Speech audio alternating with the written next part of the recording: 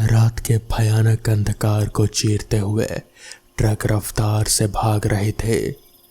हड्डियों को पिघला देने वाली सर्द रात अपना कहर ढा रहे थे। रात के ठीक 12 बजे थे। रास्ता खुला मगर सुनसान था। ट्रक की हेडलाइट सड़क के काले घने अंधेरे को पूरी तरह दूर करने में नाकाम कोशिश करते आगे बढ़ रहे थे।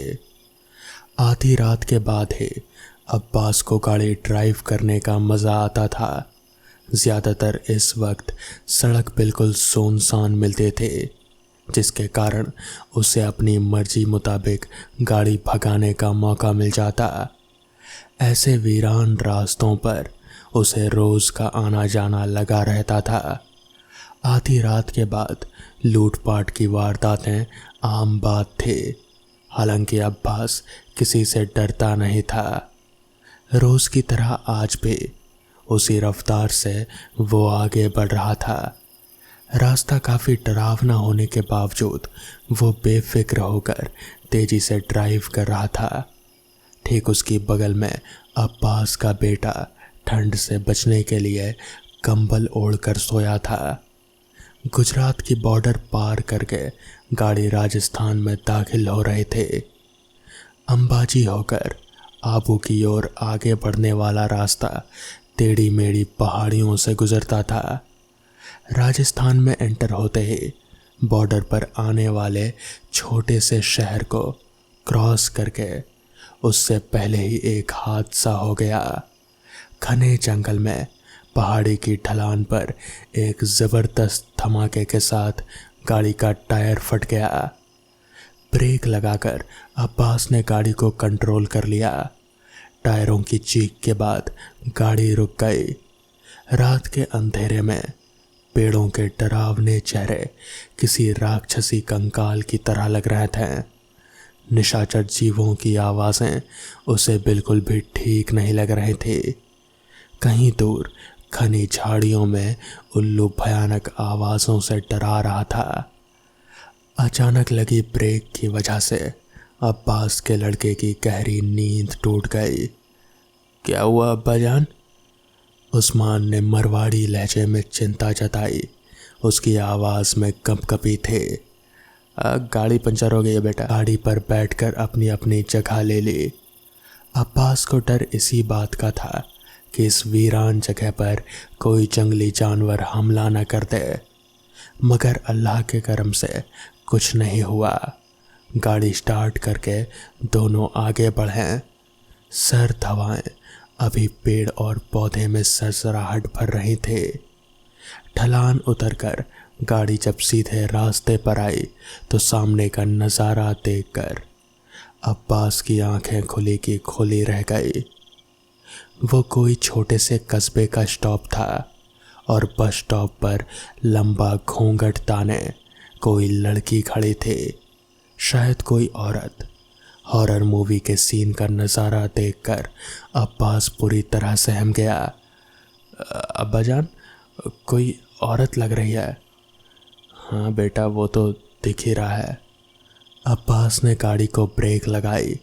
घूंघट ओढ़कर वो औरत अपनी चूड़ियों की खनक बिखेरती हुई रोड के बीचों बीच आकर रुक गई।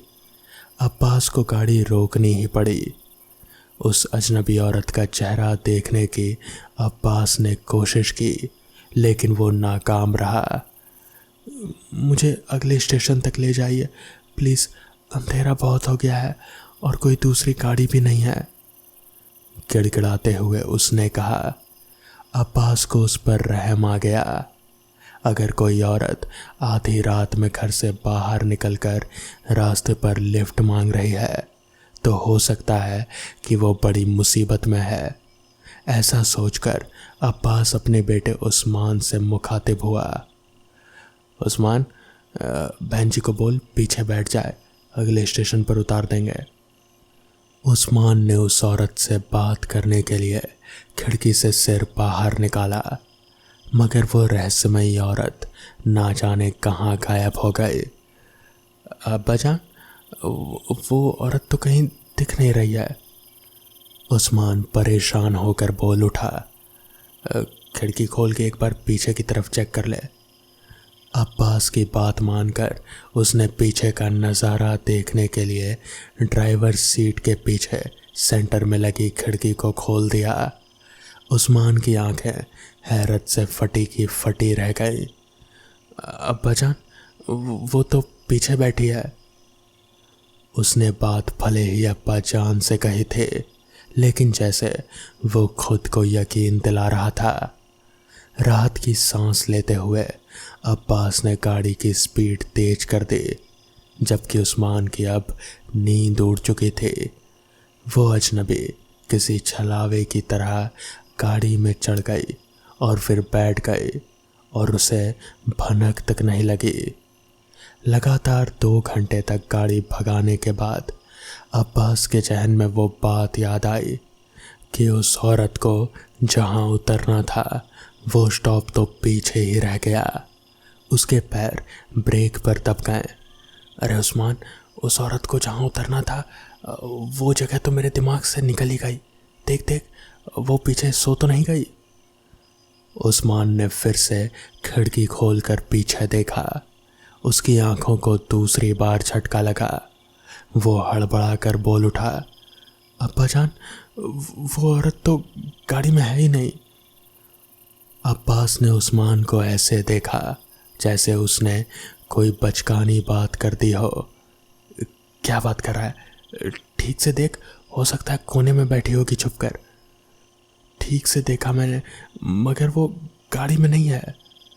फिर तो लगता है कि जब गाड़ी की रफ्तार कम हुई होगी तब वो उतर गई होगी।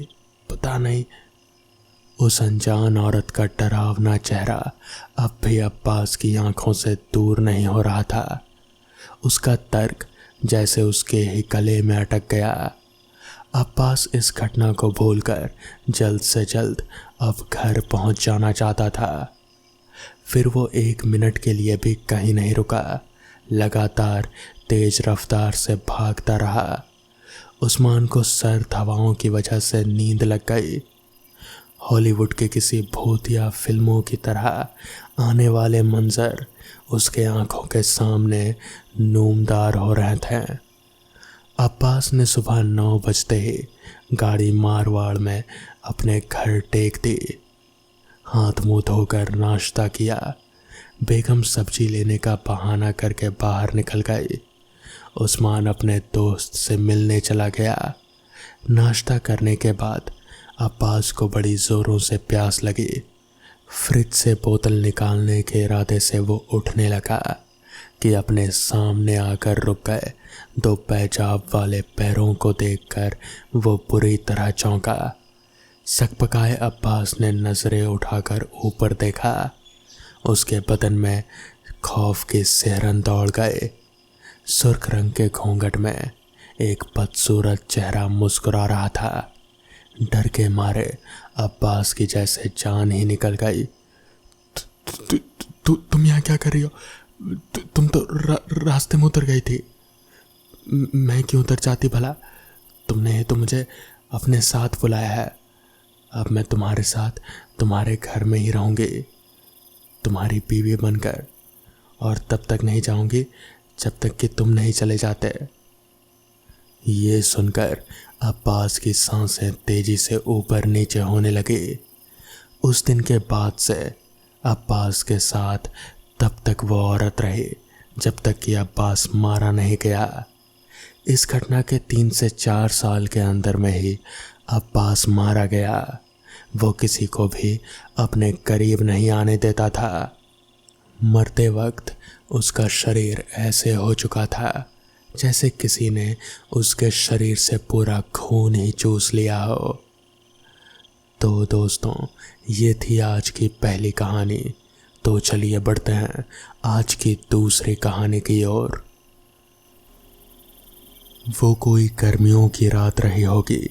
शहर के एक प्रतिष्ठित MBA कॉलेज के बॉयज़ हॉस्टल के छत पर 4 दोस्त बैठे हुए थे और हाथ में एक बोतल थी। उनके हाव भाव से लग रहा था कि शायद उस बोतल में शराब थी। भाई बस ये 2 दिन और बीत जाए, प्लेसमेंट भी सही से हो जाए, तब तो सब सेट है। सब अपनी अपनी जॉब में बिजी हो जाएंगे। सबको ऐसे हॉस्टल पे छत पर बैठना, दुनिया भर की बातें करना, जूनियर्स की रैगिंग लेना, ये सब बहुत याद आने वाला है। रजनीश ने विनोद को देखते हुए कहा। हाँ भाई, जब जिंदगी भी पूरी तरह से निर्धारित हो जाती है तब ये कॉलेज लाइफ बहुत याद आती है यार। देवेश ने विनोद और रजनीश के कंधों पर हाथ रखते हुए कहा। मगर सालों, क्या हम सभी उस घटना को कभी भूल पाएंगे जो उस दिन हुआ था? रजत ने कहीं शून्य में देखते हुए कहा। साले मनहूस, तेरा हर वक्त ऐसी बातें करना ज़रूरी है क्या? कभी तो उस बात को भूल जाया कर और हमें भी भूल जाने दिया कर। विनोद ने रजत को घूरते हुए कहा। वो बात, हाँ, वो बात हमारी ज़िंदगी का एक ऐसा कड़वा सच है जिसे हम चाहकर भी नहीं बदल सकते हैं, रजत ने कहा। अंधेरी रात में जब चांद भी बादलों के पीछे कहीं दुबका पड़ा था, उस 2 मंजिला भव्य हॉस्टल के सामने वाली सड़क से लगी रोड लाइट ही थे जो अंधेरे को मिटाने की कोशिश कर रहे थे। मगर अचानक वो भी ऑन ऑफ होने लगी और पास से घर घर की आवाज़ें आने लगी। चलो भाई, मौसम ख़राब हो रहा है, चलो नीचे चलते हैं। इस रजत की बातें सुनने से बेहतर है कि हम सब अपने अपने बिस्तर पर जाकर सो ही जाएं, देवेश ने कहा। इसके बाद वो चारों छत पर रखी बड़ी सी पानी की टंकी के दाईं ओर लगी लोहे की सीढ़ी से नीचे उतर गए। सब कुछ शांत हो गया था, मगर काले आसमान में बिजली चमक उठी और पानी की टंकी की ओट में एक बड़ा सा काला साया खड़ा नजर आया, जिसकी एक जोड़ी बिल्लौरी आंखें चमक रहे थे और अगले ही पल वो गायब था। रात के 2 बज रहे थे। दूसरी मंजिल के बड़े से गलियारे के दोनों ओर 6 कमरे थे और उस गलियारे से ही निकलता हुआ गलियारा बाईं ओर मुड़ गया था, जहां फिर दोनों ओर 6 कमरे थे। पहले वाले गलियारे के अंत में एक बड़ी सी वॉल क्लॉक लगी हुई थी और उसके बाईं ओर बाथरूम और दाईं ओर स्टोर रूम था। वॉल क्लॉक से आगे बढ़ते हुए देवेश और रजनीश का कमरा दूसरे नंबर का था। वो उसके सामने वाला कमरा विनोद का था।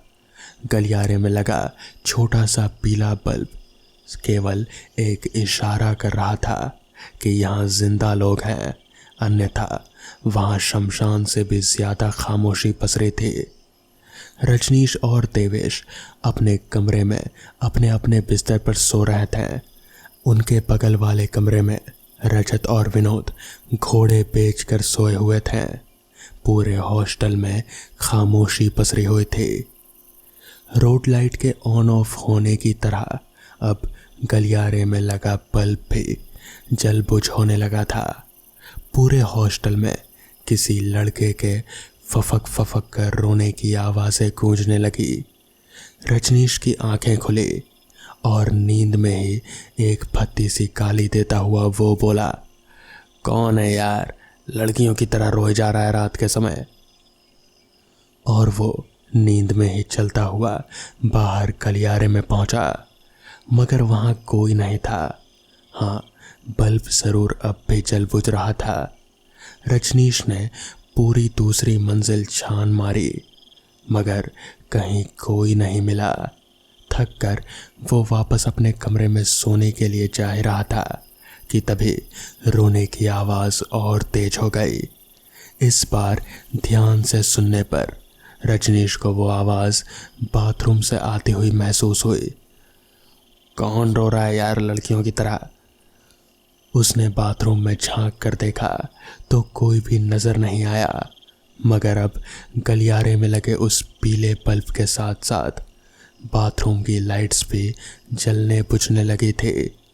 रोने की आवाज़ अब पूरी तरह से बंद हो गए थे। इस बार वो थोड़ा सकपका गया, मगर डरा नहीं। उसने सोचा कि जब यहाँ आ ही गया हूँ तो हल्का होकर ही चलता हूँ। और वो अपना काम निपटाने लगा।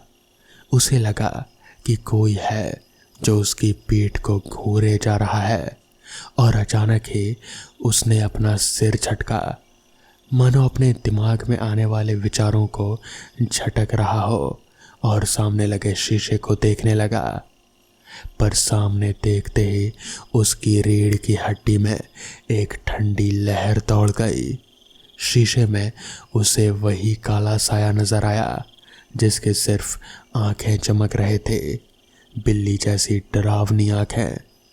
वो आंखें धीरे धीरे रजनीश के करीब आ रहे थे और करीब आती गई। कौन?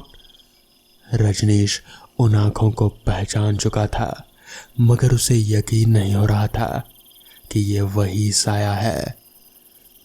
पहचान तो तू गया ही है, अब देर मत कर, चल मेरे साथ। उस काले साए ने आवाज में एक अलग ही लचक के साथ कहा। नहीं, मैं कहीं नहीं जाऊंगा। और तू लौट कैसे आया साले?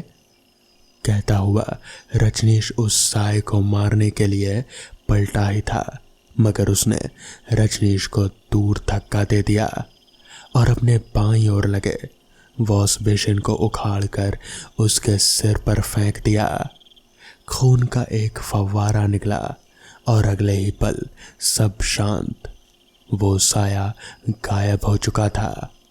अगली सुबह तक पुलिस, वार्डन और हॉस्टल के लड़के उस बाथरूम में खड़े हुए थे। रजनीश की लाश को पहचानना मुश्किल हो चुका था। इधर देवेश, विनोद और रजत का चेहरा पीला पड़ चुका था। आखिर उनका दोस्त अब उनके बीच नहीं था, और जिस बेरहमी से उसका खून किया गया था उसे देखकर तो कोई भी डर जाता। उन तीनों का वो दिन जितनी मुश्किल से बीता था, रात उससे भी ज़्यादा मुश्किल से बीतने वाली थी। रात हो गई थी। तीनों ने बामुश्किल खाना खाया और अपने कमरे में सोने चले गए। उन्हें अब भी यकीन नहीं हो रहा था कि जिस रजनीश के साथ बैठकर वो बीती रात अपनी आगामी भविष्य की योजना बना रहे थे, वही रात रजनीश की आखिरी रात थी।